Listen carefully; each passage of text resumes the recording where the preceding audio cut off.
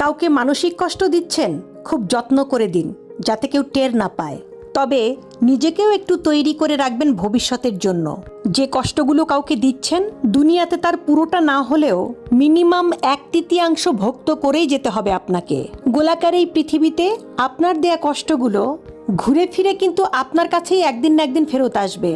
আপনি নিজেই আত্ম অনুশোচনায় ভুগতে ভুগতে একটা সময় শেষ করে দিবেন নিজেকে, যা হয়তো আপনার সো কল্ড ইগোর জন্য ওই মানুষটার কাছে ক্ষমাও চাইতে পারবেন না। আমাদের সবার মনে রাখা উচিত, মানুষের দীর্ঘশ্বাস খুব খারাপ হয়, সামনে এগোতে গেলে শেকলের মতো পা জড়িয়ে টেনে ধরে।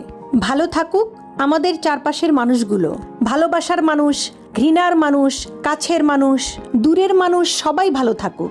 অভিশাপ না দিলেও রুহের হায় বলে একটা কথা আছে, যাকে রিভেঞ্জ অফ নেচার বলে, যেটা আমাদের বিশ্বাস করতেই হবে। প্রকৃতি কিছু ভোলে না, সময়ের ব্যবধান মাত্র।